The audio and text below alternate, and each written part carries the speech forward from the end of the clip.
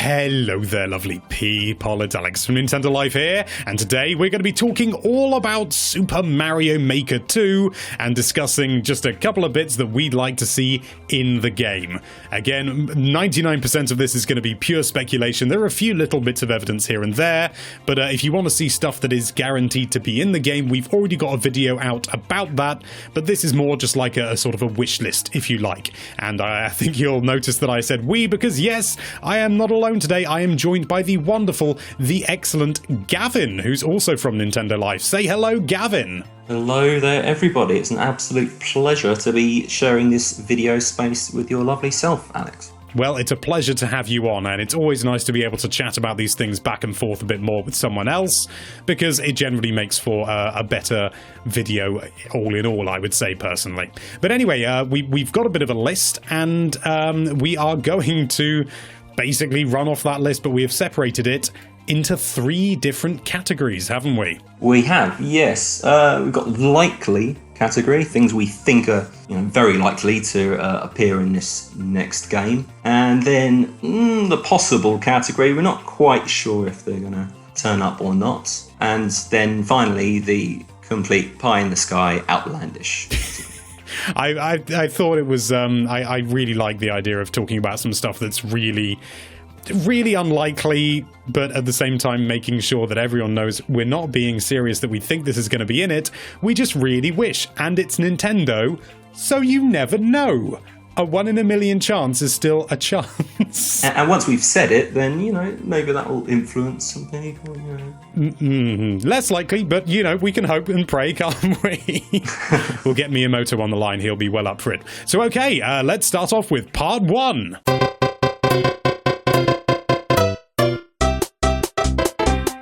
Okay, so for the really likely stuff, the first one we've got is Toad and Toadette. And the reason they're very likely is because they're on this picture that you can see here. Whether or not they'll be playable, we don't know. Yeah, Toad. He's not my favourite, inhabitant of the Mushroom Kingdom, but I think, the more the merrier. It'd be nice to have some variety there. I'm definitely looking forward to playing as Luigi. Oh yeah, I mean, Luigi's kind of sort of suggested even just like the official artwork and stuff like that. And again, on this same image, you can see Luigi there as well. But that sort of also brings us on to our next point, which is multiplayer. Because, yes, sort of playing as Toad, Toadette, Luigi, maybe they have slightly different physics or something like that. Or is it more likely that we're going to finally get multiplayer? It's got to be, surely. You've got Luigi there, you've got Mario, and all the others, like you say, and it would be great just to crack the Joy-Cons off and play with whoever's in the room. Another thing that I think is really likely, although maybe not quite as likely as the others because we've got actual evidence for them, but is additional power-ups. Things like the frog suit, the giant mushroom, the tiny mushroom, the bumblebee suit, the hammer bro suit, double cherries, all that sort of thing, because realistically, the original only had essentially 2 power-ups, didn't it? You had your super mushroom and then something on top of that, which was fine, but realistically, I'd also really like to be able to see more. Yeah, we've seen like the cat Mario power-up, obviously that's going to be in this one. But you could get some really crazy stuff going on with the double cherries, for example. If you could have multiples. Even if it was only just 1 extra power-up per style or per skin or whatever you want to call it, I think that would be really, really sort of a really great way to just inject so much more into the game, so much more flexibility, so many different other things that you could do. And I think maybe things like the giant and the tiny mushroom are maybe going a little bit out there because, well, it just sort of feels like it would potentially change up the sort of the base mechanics a little bit too much. The giant mushroom definitely has the potential to destroy. The tiny mushroom, I think, definitely you could get some intricate little puzzles and little mazes going with that. Yeah, I think the tiny mushroom has potential. If it's even technically arguably a power up, some would say it's a power down, but who knows? But things like the frog suit, I mean, the fact that they've got all of this water that they're bringing in, loads of different ways to integrate water, I think the frog suit would work brilliantly there. Yeah, definitely. I think frog suit was one of those things that I almost never found when I played Super Mario Bros. 3. Originally, I always replayed the first start of the game, but then kind of dropped off around World 4, World 5. And I only found it, very occasionally, but when I did, it was just amazing. And yeah, I'd really like to see it again.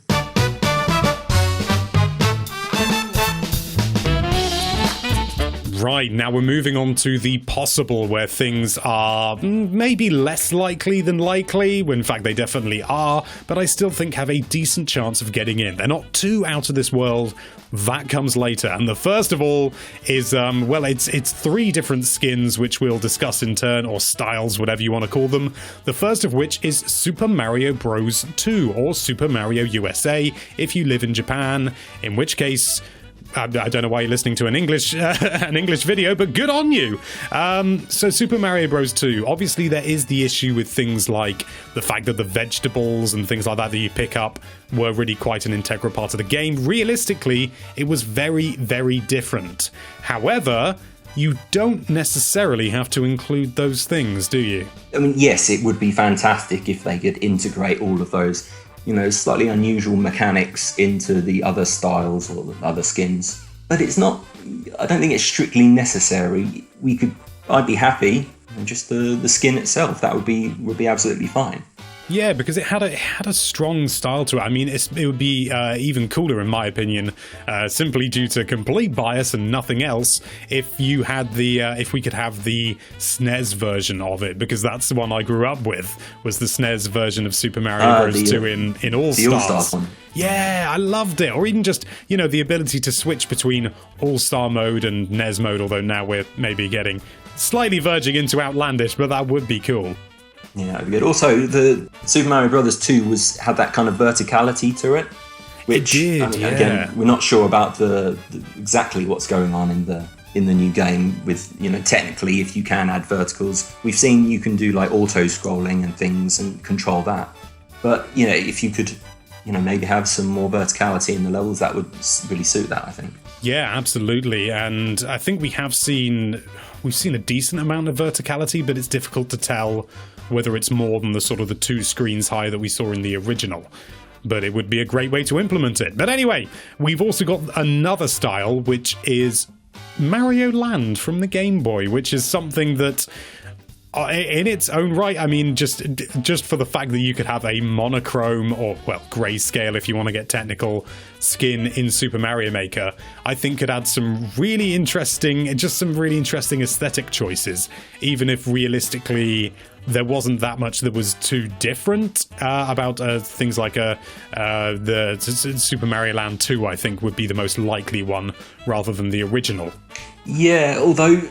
it's the original, I think, would be... because, I mean, Super Mario Land 2 was more or less kind of taking Mario Brothers 3 and kind of downgrading it for the Game Boy. Whereas the kind of lo-fi Mario Land skins, I think it would be relatively easy to implement for them, and it would be completely different to anything else we've got, even the original Super Mario Brothers, NES skin. Yeah, there's definitely that, although I'm not sure how well the original would fit in, because also it was a lot further back, it was more zoomed out, wasn't it?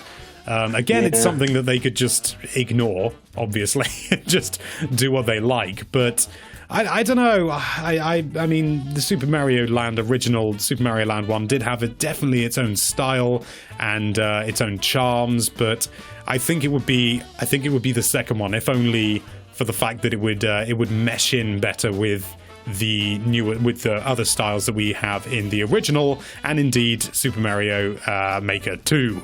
But I could be wrong as well. And the last one that we want to talk about in this category, at least, because don't worry, there's some more styles in the next category, is a Mario 64 skin, which initially I was going to put in the third category into outlandish, but The more I've thought about it, the more I think Nintendo are brutally aware that there's a lot of nostalgia for Mario 64. And if you'd asked me before the Super Mario Maker 2 announcement and we saw the 3D world style, I would have said, nah, no chance. But the fact that we've got that, it's a 3D style in a 2D format, and considering, we have the skin in Odyssey as well for Mario, the 64 skin, I don't think it's that unlikely.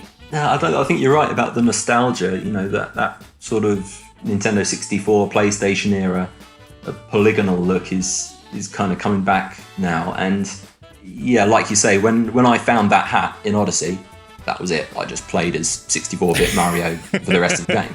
Yeah. So it would be great to see it in this. And yeah, why not? Why not Mario 64? I think that's the thing to take away, isn't it? Why not? Why bloody not? But we're going to move away from styles for the moment, and we're going to be talking about something a little bit more mechanical. Gravity switches and zones. Because there's been a couple of Mario games that have had gravity switches where you hit a switch and suddenly everything's on the roof or, something like that. And in Mario Galaxy, we got something similar, but it was with zones. And in fact, that's also in Odyssey as well, isn't it, in some of the 2D sections? Yeah, I think so. I'm getting mixed up between Odyssey and Galaxy. But yeah, I think there was kind of like, you'd have the background would be blue if the gravity's going up and red if it's going down, or the other way around, I don't remember. Yeah. But I think that could work well with the grid system on Mario Maker. So, you just skip into the background and colour in how the gravity goes. Yeah, I think the idea of a zone is way more likely than a switch, because if it changes the entire level's sort of gravity, then that could potentially cause issues with things like, all enemies suddenly have to go upwards, and coins that are on the ground suddenly go upwards. Do bullet bill blasters, do they fall, or are they stationary? There's lots of little things, and stacks. If there are stacks, do they suddenly reverse? There's no easy answer, I think. Yeah, I think it could be fun. It could be hilarious to switch and just watch everything get destroyed. But yeah, it kind of opens up some kind of doors technically, I think, which might be a challenge. Now, the next one it's another borderline one for me, because I think there's a part of me that's just sort of a hapless skeptic that believes, because it's so lovely, it could never happen, and that's entire worlds that you can create. So you have like a little sort of map that you go around. It maybe wouldn't even have to look that amazing, even just in like the typical sort of style that you had in Mario Maker, where you went from sort of point A to point B, but that you can actually move around and designate levels. I just love that. I think, yeah, I totally agree. It's something we've seen in different games. We've seen like the new Super Mario Brothers U and Deluxe and all those new games. We've seen the map. We've seen obviously Mario Brothers 3 and World. It would just be so great to be able to have those elements, the little toad houses and put the little Hammer Brothers moving around on it that you have to avoid or inevitably run into if you're me. Yeah, and I think with games like there's games like Wargroove, where they really push the idea of custom user-created content, it's worked really well because you can create entire campaigns. And it at first looks daunting, and if you want to do some really complex stuff in that game, you can.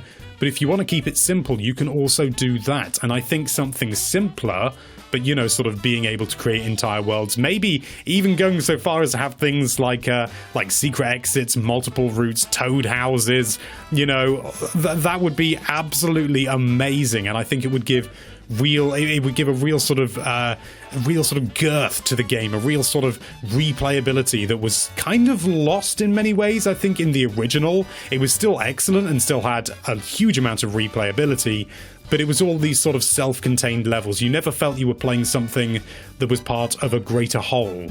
Yeah, it'd be great to make a four level world together, and then kind of post that up, and people can really kind of get into the world rather than just like a little bitty kind of level. Another idea that we've had or seen floating around on the internet, I can't remember anymore.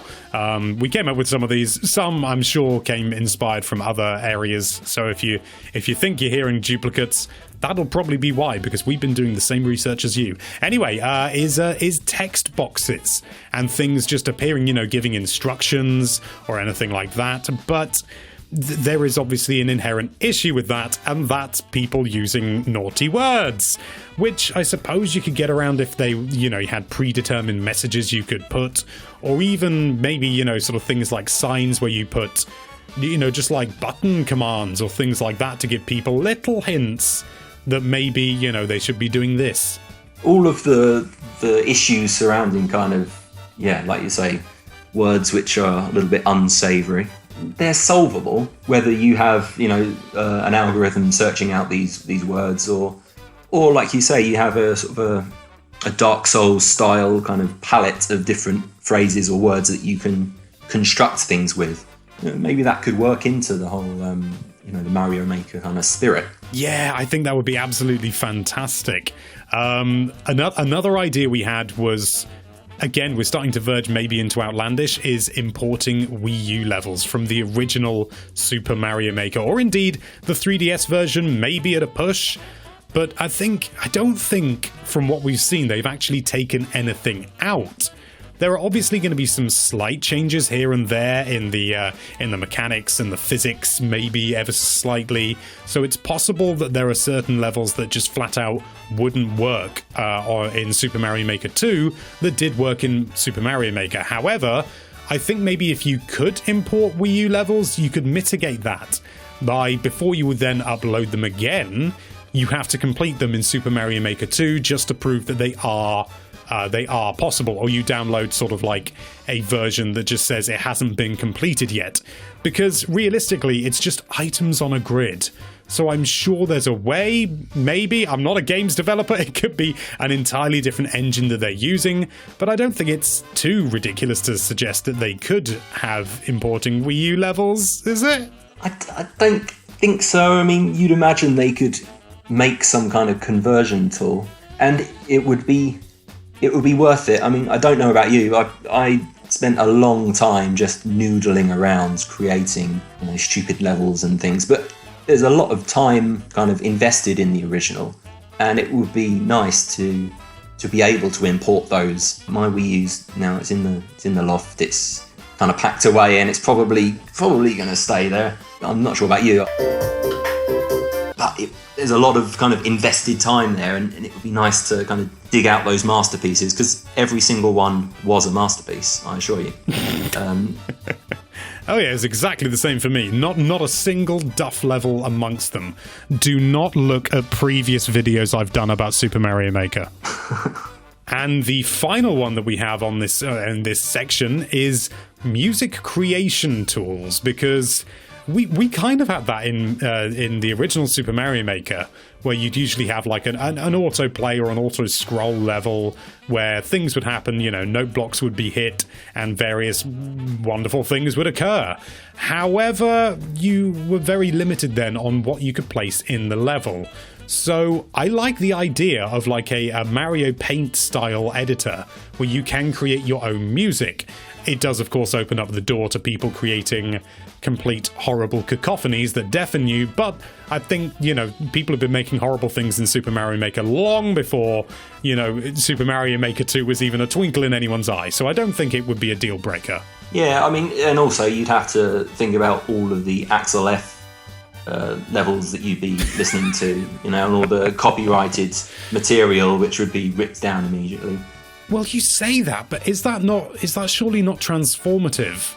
Because, I mean, people surely created versions that were, sort of musical renditions that were copyrighted music in the original using the note blocks. Yeah, I suppose so. All those autoplay levels weren't taken down, were they? They just stayed there. So yeah, I don't believe so. So who knows? Maybe there's some legs in this after all.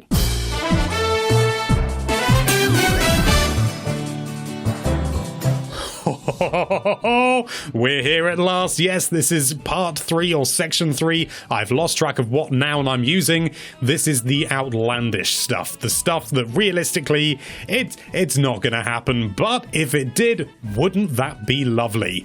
And to start off, we've got a couple more styles and or skins to talk about. The first of which is Yoshi's Island. Gavin, you came up with this one. Why? Just because it looks so good.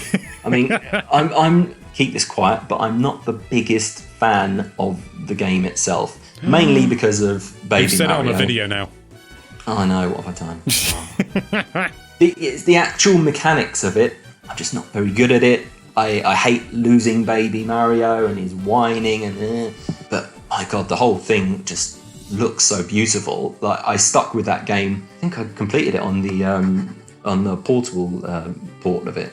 And it holds up. It still looks good, you know, when you see it now, and it would be fantastic. Again, there's other kind of mechanical issues, and you know, we don't really want Baby Mario again in the other. No, I don't think you're alone in saying that. But just from the pure aesthetics of it, I would really like to see it.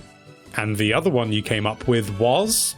The other one was Paper Mario. Again, that kind of 2D look. I think this would be easier to implement.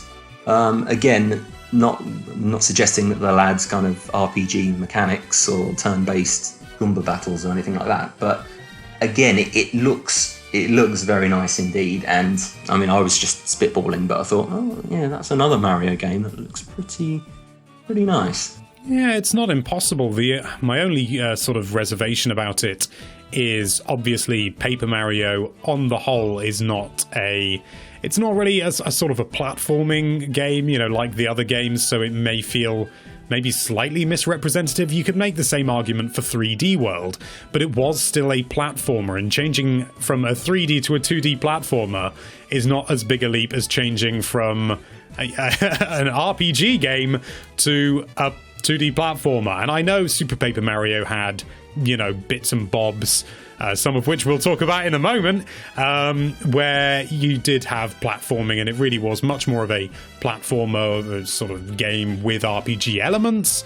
But realistically, it wasn't the same as a normal Mario game. It really wasn't.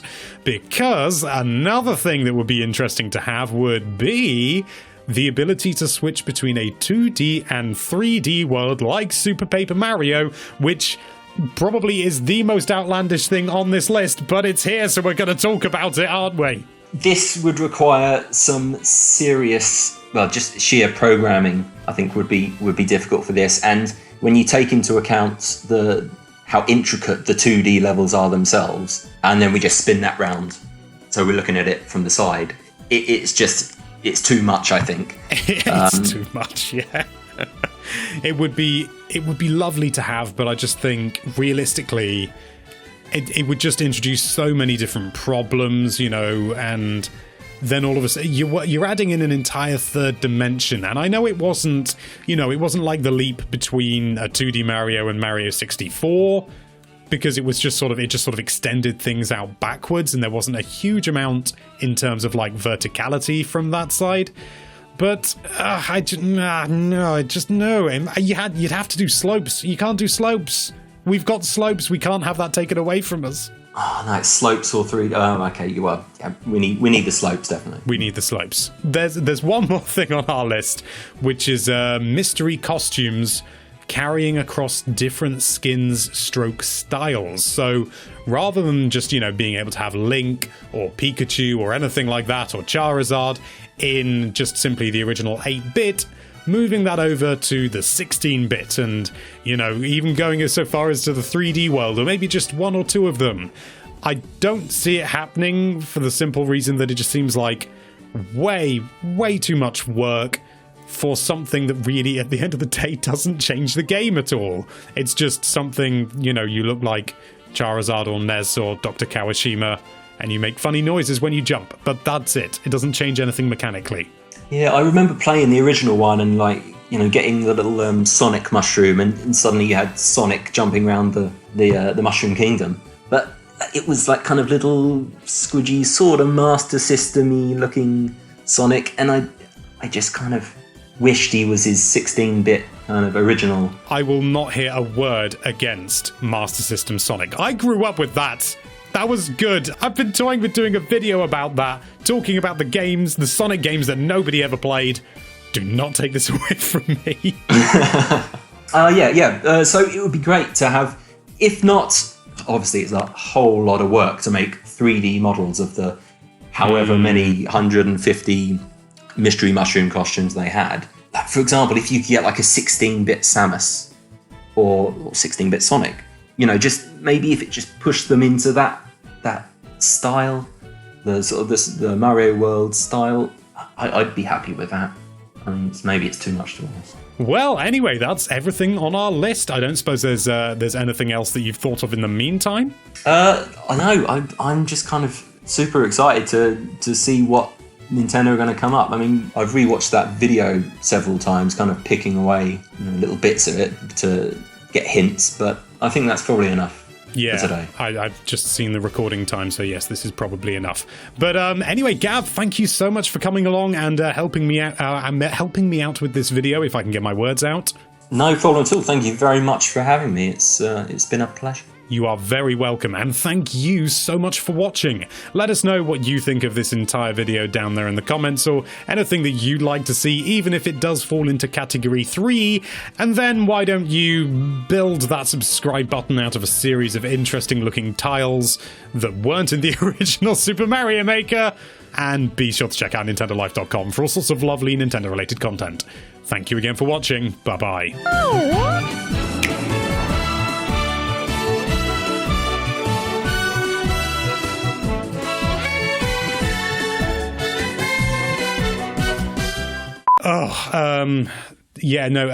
No, sorry, I am going to do a cut there. I'm not going to be recording this, but I am definitely going to need your recording now, because the software that I use to capture Discord and, the Discord audio has just popped up saying trial limitations are now active, and has told me that it's now putting noise over the top of everything. What? Yeah, so I can see on the waveform at the moment that there's just going to be some static or something. So I'm definitely going to need your recording. Okay. So sorry about that. That's all right. So, but you've got yourself, yeah? Yeah, mine's totally separate to all that. I'm just using straight up Audacity. I'm just pleased that I didn't try and record both of us on a single channel, because that would have been disastrous.